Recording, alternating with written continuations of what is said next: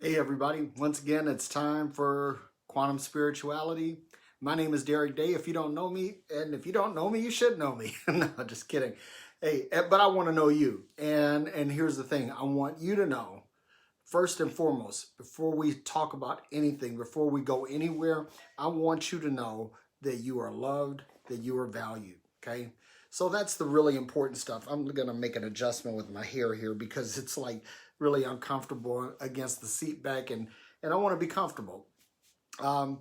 So I'm not going to do the shout outs like I normally do on Facebook Live because I'm also on Instagram. And so, you want to basically kind of cover all the bases, and basically everybody that comments on the video, I'll make sure that I give an acknowledgement. I want to make sure that you understand or that you know that I understand how valuable your time is, because time is precious. It's like once I use a second of your time, I can never give it back. I can give you back $20. I can give you back your shirt. I can give you back a glass or a bottle or anything. I could give you things back, but time is that one thing that in this temporal world, I can't give it back to you. So I want to make sure that I'm being a good steward of your time. So this is a production of the Global Online Ministry Alliance and the Three Chord Live, and it's we're just a ragtag bunch of folks that love people, love source, love, and we share that with as many people as we can. So that's what the point of this video and all the other videos that we do. Okay, so today I want to talk about resonance. And I brought along this little, this is a prop, but it's called a singing bowl. And I'm going to do a little demonstration with this because I want you to understand something. Because there are two ways that you can basically manipulate or to harmonize with a frequency, right? And the first thing that I'm going to do in my demonstration here, I'm going to do it here. Not sure how I can do this. Let me see if I can turn my Instagram focus a little bit more this way and that way. Yeah, everybody can see now. Great. So this is a singing bowl, right? Nothing special. It's just a big brass bowl. But if I take my little striker here and tap it, and then if I rub around here with the striker, I can lengthen that frequency. That's good. I just hit it, right? Which, depending on how you look at it, that's kind of a violent act, right? But there's another way that I can manipulate this.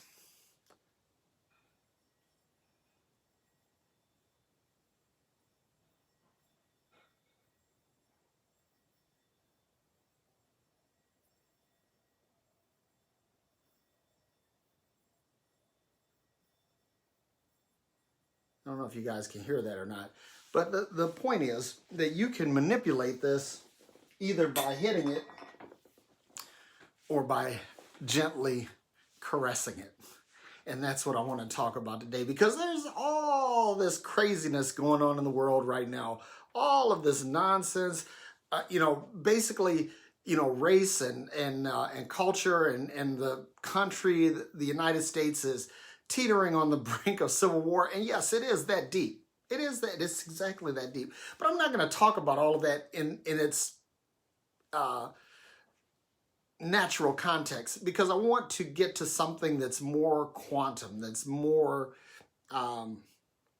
that's more in touch with a universal concept, and not something that's so I don't know, carnal, I don't know, for lack of a better term, or natural, or earthy, or whatever you want to call it. And it's this, that we cannot force something to vibrate outside of its own frequency. It's like, I don't know if any of you guys are old enough to remember the old Ella Fitzgerald commercials. Is it live or is it Memorex? And Ella Fitzgerald would hit this note and it would shatter the glass. And then they play it back on a Memorex cassette tape and it would shatter the glass. And that's because the glass could not handle the frequency of Ella's voice. Now, this is really important because if you try to get something to vibrate outside of its own frequency, it will break. That's what happens. So what we're experiencing today is a group of people who have been forced to resonate at an improper frequency, and now a breaking point has been reached. That's what's going on. So the other thing too is that when this and again, we're using the example of the singing bowl, I could strike it and get a result. But I could also gently caress it, gently stir it, gently, and get a similar result.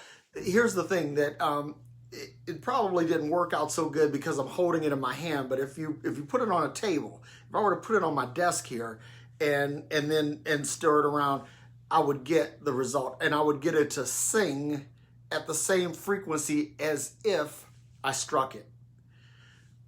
The point is that even when we see an opportunity whereby we're able to manipulate the frequency of others, we don't want to get there by striking them.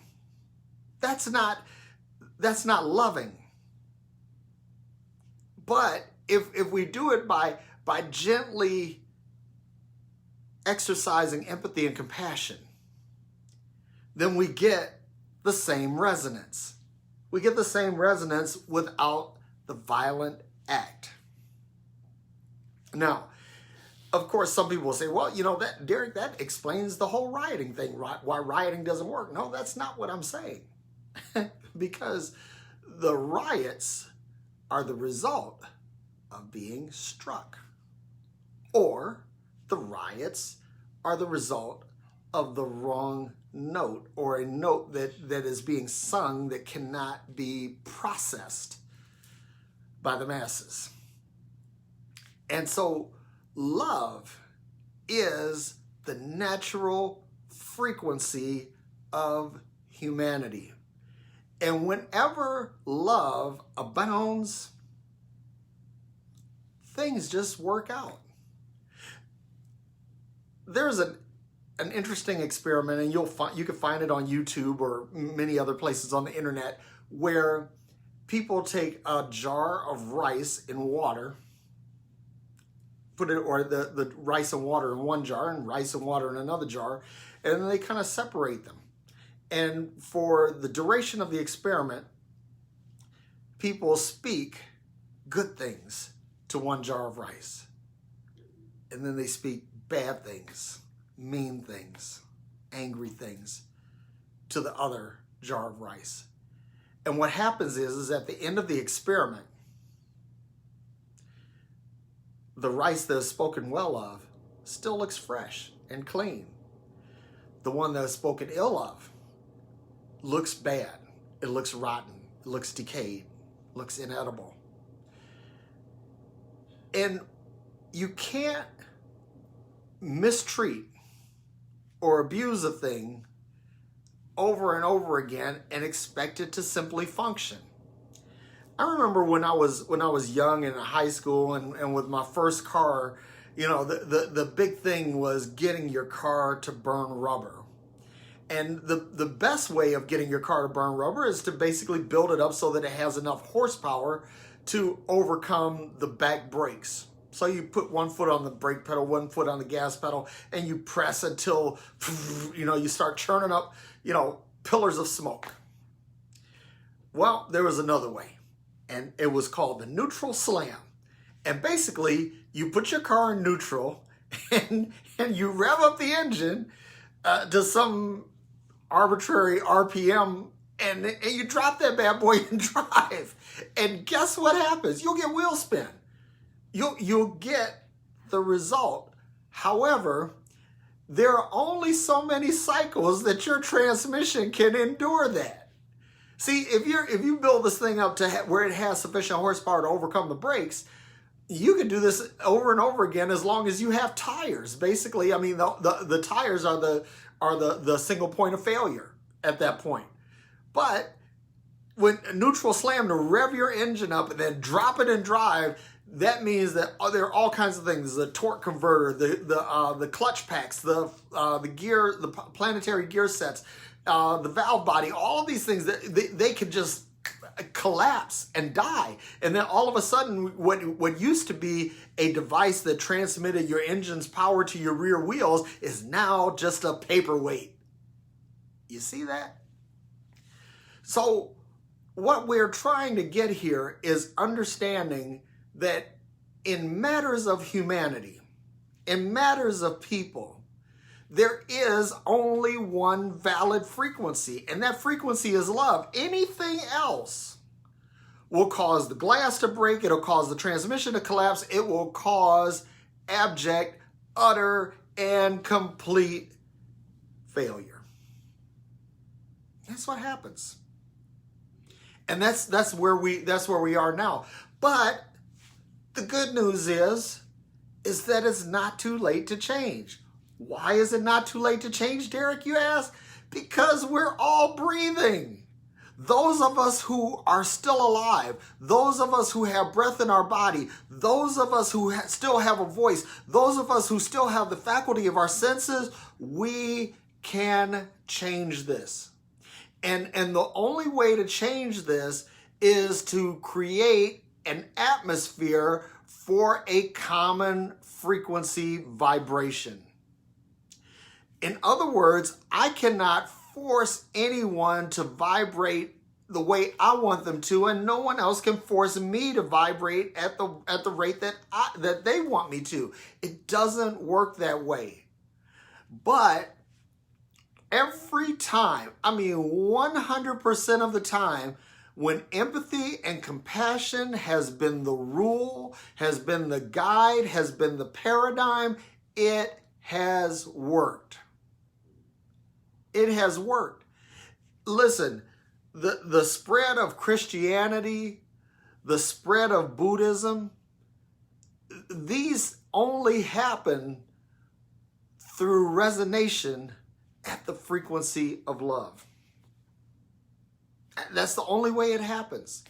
The only way any sea change in history happens. It's like when you talk about the abolition of slavery in America. It only happened when people began to approach this ideal frequency. Now, the unfortunate thing is that there are some people that do not want to vibrate at the frequency of love. And the reason why they don't want to vibrate at the frequency of love is human understanding. And what do I mean by that? I'm going to start with something that we all know about: economics. Economics, literally defined, is the study of the allocation of scarce resources. That's the literal definition of economics. But you gotta pay attention to the definition. You got to listen. Words mean things, and you gotta pay attention, because part of that definition is the word scarce, which means finite, which means there's only so much of it. Now, if we begin from the premise that things are limited, that things are finite, then that means that humanity by nature, I won't say by nature, let's say by nurture, because by nature we're loving, but by nurture we do all kinds of crazy things. But you start sinking into greed and avarice and things like that. And then you begin to decide, you begin to make value judgments as to who actually deserves what. So what happens is that something that there should be enough for everyone now becomes a race to zero as everybody tries to get what they can. See, that's the problem. And that's why a lot of where we are, why it is.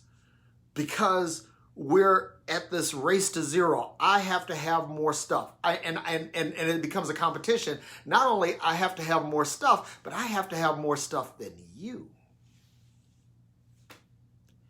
And when we get to that, again, this is when competition sinks in, where envy sinks in, where greed sinks in, and you begin to start stratifying things. You begin to build silos, and you say, okay, I'm like this, but these people over here, they also think like me, or they look like me. And so now I want to make sure that they have, close to what I have, or at least they have the opportunity to get what I have. But these people over here that don't think like me, or don't believe like me, or don't look like me, I want to do everything in my power to make sure that these people don't have what I have, and better yet, don't have the opportunity to get what I have. See, this is where nationalism and all of this creeps in. Because let me tell you something. If we begin from the biblical premise of creation, that in the beginning, God created everything. Now, she's God, right? So she knows everything from beginning to end. So she would also know that there are going to be this many people in the world at any given time. And that with this many people in the world at any given time, that as a good parent, he must make sure that there is enough for everyone. And I'm going to prove that to you right quick. Do you know that the world's food producers produce enough food for nearly 12 billion people? And do you know that the world's population is 7.2 billion people? That means there's almost enough food for everybody to get fed and have seconds. You see that? But because people, when you start talking about profit and you start talking about allocation and all of this stuff, and then you get greed and you get hoarding and you get envy and strife, and then you get war, and all of these things come up simply because people don't want to love. Because see, love would say that if I have enough food, I want to make sure that my brother, my sister eats. Because that's empathy and compassion. In other words, I want to extend the benefits of life to you. Because food is essential for life, right? So what we have to do is to stop with all of the strife and all of the stratification. Listen, and let me say this too. I'm going to say this, and this is the only thing that I'm going to allude to as far as like ideological perspective. But, you hear people saying, well, I just want to see a colorblind society. Listen, y'all, I have what's called red-green color blindness, which means that certain shades of red and certain shades of green are indistinguishable to me. And I'm going to tell you something. From someone who experiences it, color blindness sucks. It sucks. Color blindness is not a good thing. Color blindness is a curse. Almost cussed.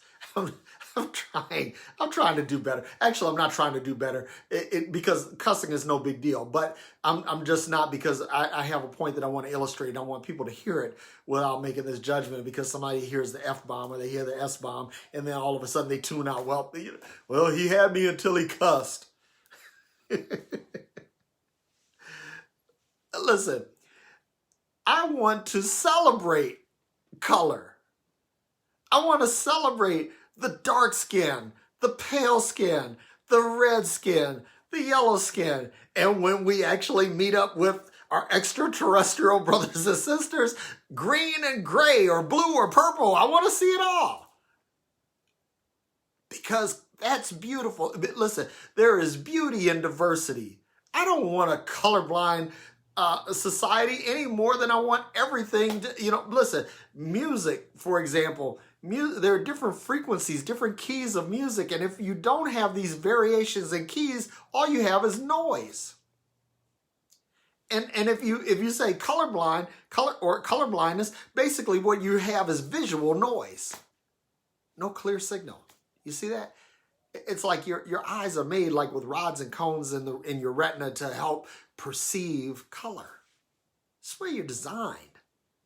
So trying to turn off color or to say, I don't see color, I don't want to see color, I want a colorblind society, is just absolute nonsense. So anyway, back to vibrations. People have trouble communicating. But do you know that there's like almost, there's one human characteristic that's kind of a universal language unto itself. You know what it is? A smile. A smile. See, when I smile, you're thinking, hey, he's happy. Or if you smile at someone who's not smiling, you're saying, hey, I want to share this with you. This is a good pathogen. The smile. It's contagious.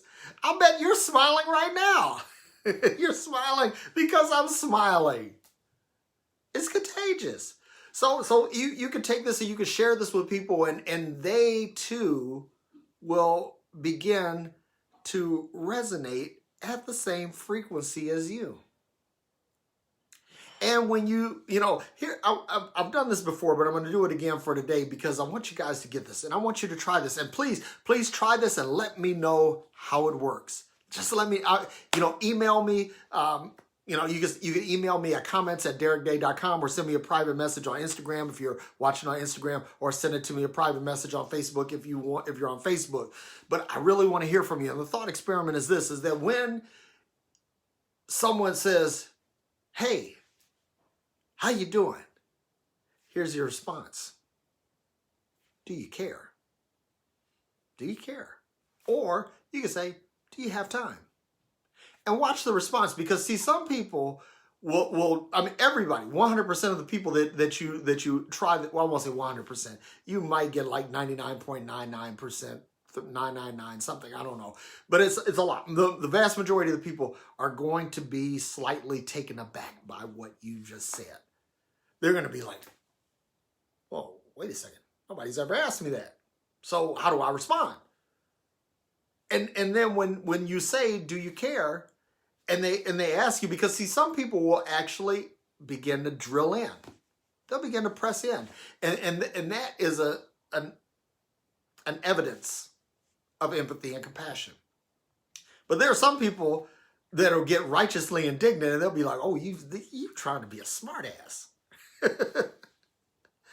But it's a good thought experiment, because what happens is you are gently nudging someone into vibrating at the frequency of love. Because what you're doing is you are, you are giving them an instance to exercise empathy and compassion in a very simple and practical way. That's awesome. That's awesome. And if enough of us do that, I believe that we'll change the world. I just simply believe that. So this vibration, again, what you want to do is you want to make sure that you're vibrating at the frequency of love. And so I encourage you to go out to YouTube and just do a search on 528 hertz music or 528 hertz sounds. And then just kind of let that sound play in the background of your life. John Lennon's Imagine, that song is a 528 hertz song. And there's an interesting thing about 528 hertz is that it's the frequency of love, but it's also been proven scientifically to repair DNA. That means that if you're sick, if you have some inflammation or something going on in your body, that this 528 hertz won't hurt. Listen, we could get caught up in a whole bunch of religious nonsense, and people say, oh, just pray more. Listen, I'm going to tell you something. I've been praying all my life, and I've been walking the earth almost 58 years. And I'm going to tell you something that by and large, prayers has been taught to us by religion, and insert your religion here, is a waste of time. However, I believe that all of the wisdom in the universe is contained in the universe. So that means that if you seek the wisdom of the universe has to respond. It has to. That's just like one of these, like the law of attraction. I love the law of attraction. Whatever you project, you can expect. So if you are projecting a need for wisdom, the universe will respond with the wisdom that you need, and you will get what you need to do that. But it's like, when people say, oh God, I need to get this bill paid, you'd be better off by saying, hey, Papa, hey, Mom, can you give me the wisdom that I need to make sure this bill is paid? And you'll get the wisdom. Or you'll get the wisdom on how to deal with it if you don't have the money. Because, God doesn't just supernaturally write checks. Listen, you have never, ever, nobody here, nobody in on Instagram, on Facebook, on Twitter, anywhere this shows up, nobody has ever gotten a check signed by God. God works through people. And typically when someone comes to your assistance, it's because they have found a point of contact through which they can exercise empathy and compassion. So again, let me get my singing bowl again, because and I'm going to tell you something. People, there are going to be people who are in the fundamentalist Christian camp that are going to have issue with this, and frankly, I don't care. But this thing here, I like to hit this thing in the morning.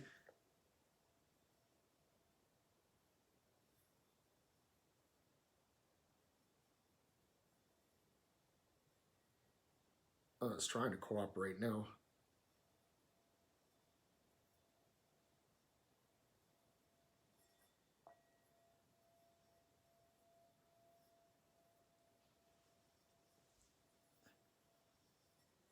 So I like to do this in the morning, because this sound calms me, and it gives me a sense of peace, and it also gives me it's sort of like a tuning fork, how you're tuning a piano. Basically I do this and I kind of get in tune, right? And it helps me. I'm not saying that it's going to help you. Your mileage may vary. Everybody has something else that resonates with them. But the key takeaway from this talk is this, that the resonance that we want to achieve is we want to resonate at the frequency of love. And the frequency of love is, the frequency of love in a physical sense is 528 hertz, but in a broader spiritual sense, it's empathy and compassion.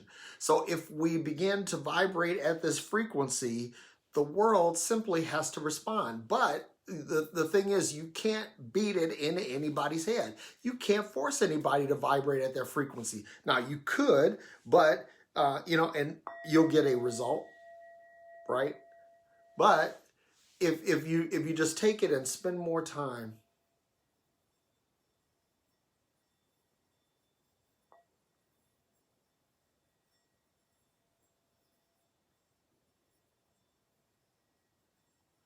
you get the same result without the violence, without the shock. And and again, there's a time and a place for shock and awe. I'm not going to say that you should never do that. I'm just saying that by and large, let's work on changing the frequency of things. Let's vibrate at a higher frequency. And listen, let me tell you something else too. This is important before I get out of here. Is that if you have the ability to resonate higher, then reach out to the people who vibrate lower. Or better yet, if you have the tools by which higher vibration can occur, share those with those who don't have the tools. Yeah, that's a better way of putting it. Because sharing is caring. And one of the other thing, stop looking at things as a zero-sum game. Life is not a race to zero. It's not he who dies with the most toys wins. It's she who shares the vibration of love to the most who wins. Okay, so if you have any questions, feel free to hit me up at comments@DerekDay.com, or you can go to my website and click the contact link and it'll open up a form. You can fill it out. It's not rocket science. I'm not asking you to do anything difficult, but if you want to communicate with me, that's a great way to do it. Also, you can reach me at facebook.com, Derek Day Multimedia, and you can send me a private message there, or you could hit me up on Instagram or Twitter. My handle is Derek E. Day, that's DerrickEday, and you can send me a private message on either of those platforms. Also, you can check out my videos on YouTube. The channel is called Derek Day, very simple, and you can check out the hundreds and hundreds of videos that I've done there. And you can actually see how I've grown over the years, because I've been doing this for 10 years. Also, let's see, the Love Forward podcast. Don't forget to like and subscribe to the Love Forward podcast. There's some really great episodes on there, some interviews that I've done with some really cool people, and some things that I've talked about myself that I think will help you to understand love in a very pointed context. And last but not least, you can also reach me, or you can check me out on Patheos.com, where my blog is called Love Minus Religion. So until the next time, happy trails and namaste. Namaste. I see the God in you. I see the light in you. So love y'all, and we'll catch you later.